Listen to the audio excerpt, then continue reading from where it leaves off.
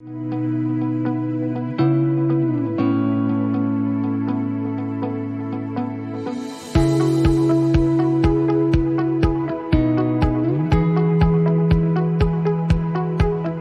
Erika. I'm so glad you could join me today. Hi, Deanna. It's so great to be with you. Well, we're going to continue our conversation with you about your first year on the job as a new GM CEO. And I'd love to hear, since it's just been a month that you've been 1 year on the job, what have you learned? What's surprised you? What things have worked? What things are you working on? I did celebrate my 1 year anniversary just a little over a month ago, and I'll tell you, it was a whirlwind of a year. It went fast, it went slow, the pandemic came, and everything, of course, we had to respond to that.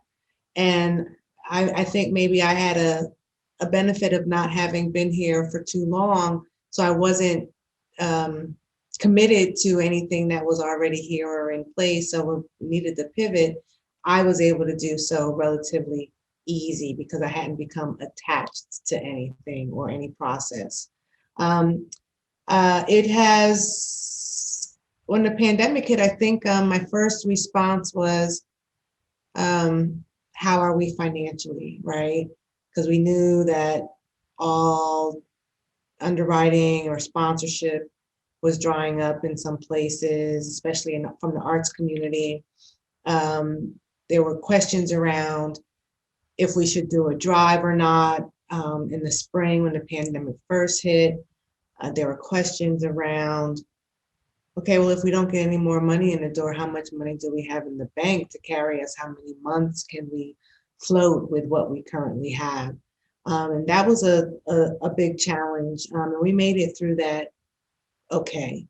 One thing that has been a pleasant surprise, and I don't know why I should be surprised about this, but one of the things that I learned throughout all of these pandemic months is our membership program really didn't take a hit.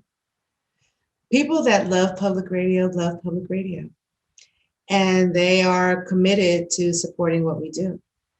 And while we had seen numbers of unemployment rising, we did not see a correlating decrease in membership. And so that was a pleasant surprise. I think, there's some theories out about when we will see that, and it's all kind of tied to the market, they're saying, but that was a pleasant surprise. My board has been a pleasant surprise. Didn't know what to expect. You never know. Boards can be good or bad, and I have a good board, and I'm happy about that. They're very collaborative and supportive, while holding me accountable as well. But they recognize the world that we live in, and that's been great. But yeah, it's been a very interesting year of highs and lows, honestly. But I'm choosing to focus on the highs because that keeps me going. Let's talk a little bit about how the pandemic has impacted staffing and, your experience leading, because next month will be 1 year that we've all been working from home.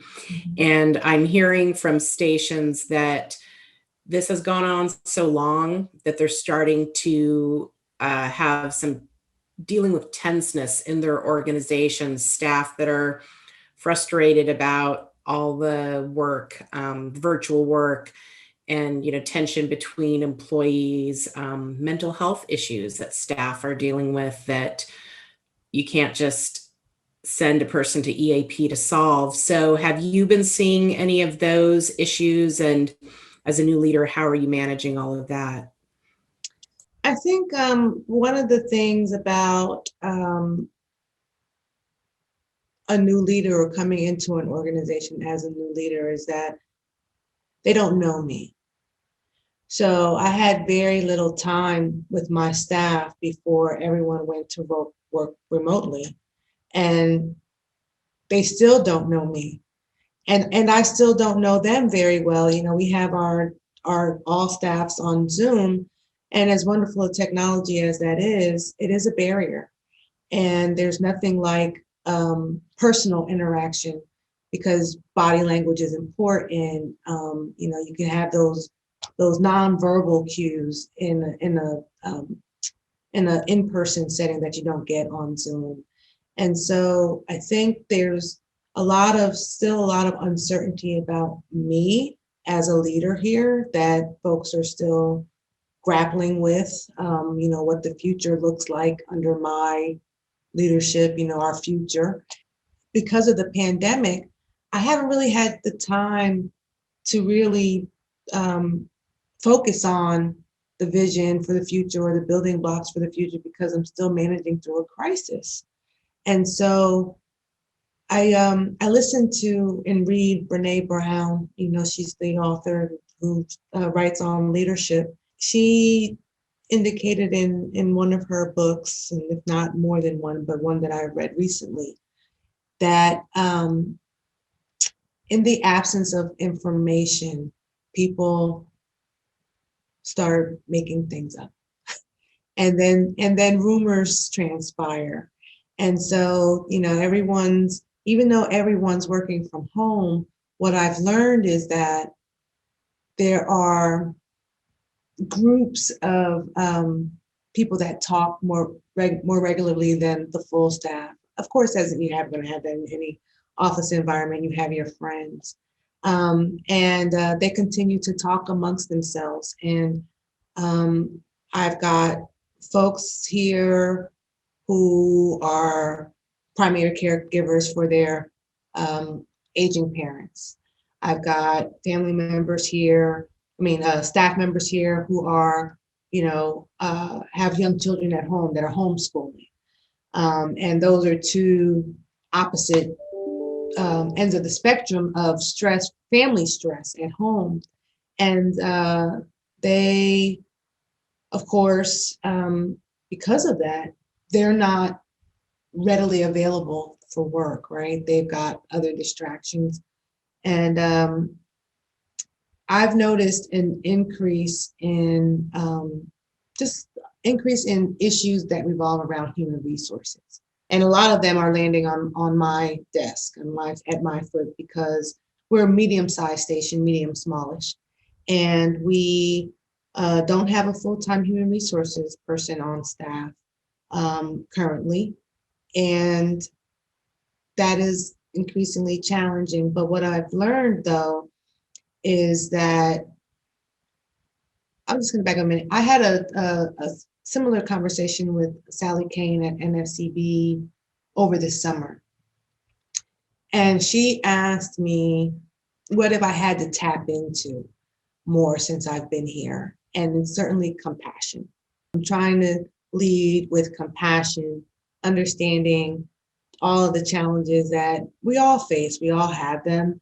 And no one's challenges are any greater than anybody else's. They're just different. To continue to be respectful to my staff, to be compassionate about their circumstances, to still require the work to be done because business must continue, but to do so with soft strokes, and definitely give them an open ear for listening, and help them find solutions that work for them. Yeah, it's interesting. You're really tapping into something that I'm hearing from other stations, and you and I talked a little bit about earlier, this balance between the need to, we're getting like bird's eye views into people's lives. I mean, literally on Zoom, we're seeing people's homes, whether it's their offices or their kitchen table or their patio, depending on where they live. Yeah. And then, like you said, people are having to share more about their lives. I have to take care of my elderly mother, or I have my 3 kids at the table doing Zoom school and it's not working, whatever it is. So one thing I'd like to talk a little bit about is you're approaching it, as you said, with compassion, with empathy, but the work also has to be done. And you and I were talking a bit about this, what I feel, and this is my opinion, this sensibility in the industry of everybody as a family. And I think that we should be moving to a sensibility of we're a team, and a team can still support each other as you're doing, but a family connotates a whole bunch of other expectations of emotion and dysfunction and so on. So, talk a little bit about your thoughts there, because I think those are important for, I think, the future of leadership in the industry. Absolutely. I was, when I came here, I was approached with the family sentiment that you speak about. And I thought that was odd. I had never worked in an organization. I mean, I've been working for, 30 years. So I had never worked in an organization that referred to their colleagues and the folks there as a family. So that was really odd to me. And I've had conversations with others that are in leadership roles, relatively new senior leadership roles, that were encountering the same thing at other stations. And I, again, thought that was odd. And like you, I share the sentiment of being a team and not a family, because when you're a team, you have a goal that you want to accomplish. Everyone is moving to the same, or should be moving in the same direction toward the same goal of winning this game, or winning the championship, or having a winning season. It's a goal that they're trying to achieve, and they know they need each other to achieve it. When you're in a family, kind of people are accepted where they are, for what they are, who they are. You're emotionally bound to them.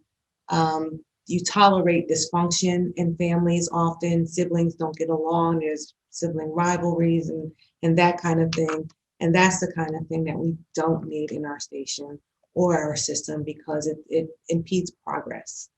And so I couldn't agree with you more on that. So I'm trying to change the language around here from family to team, and not just teams. Just being a team is not good enough, but to be a high performing team, and a cross functional team. And I think we'll get there, but it's just going to take some time. So, Erika, we were talking a little bit about staffing challenges and things you've learned from recent hires you've made in your first year. So, tell us a little bit about the experience you had and what you learned from it. So, my very first hire that I made back in August, and it turned out to be, a bad decision. The person had a very impressive resume, had worked for a media organization outside of public media, but worked in media, so understood our business to some degree, understands sponsorship or underwriting and Marketron and all of those technical things, but really had some shortcomings when he came on board here at the job. And so I started to notice them, I don't know, probably maybe 30 days into the job, I started to notice some shortcomings where I thought he was a little more advanced than he was. I draw back on the fact that it was time to interview him, I had some reservations, but they weren't necessarily around his skill level, but I just had an instinct that he might not be the right candidate for us. But I had my HR person at the time was advocated for him, thought he was a great choice. And so I went with him. And, a couple of months later, he's now gone. He's departed. His last day was early January. And I think So sometimes people make bad hires, it happens. But I think in this case, what I learned best was to follow my gut. And so because of that, when we were doing some hiring, and we're still hiring for this position, we haven't found the right candidate yet, but I had another gut feeling about one of the candidates. And I did a little homework, and decided not to hire that person. And it was all because of the gut feeling I had with the first candidate, that the first employee that didn't work out. It was fail fast, learn fast, and move on. And so I did that with that person in a matter of, I guess, 4 months. Hired, learned fast, failed fast, and I moved on. But I did learn, because when I had another gut feeling, I did not proceed anyway. That's a great story to share. And as you were talking, the word that came into my mind was fit. The person wasn't the right fit. And a lot of times, when we're hiring, if somebody just looks so shiny on the page and the references are great, you feel like you should go with that person. But as you shared, following your gut, which is something that I think is more intuitive to women leaders than Yeah.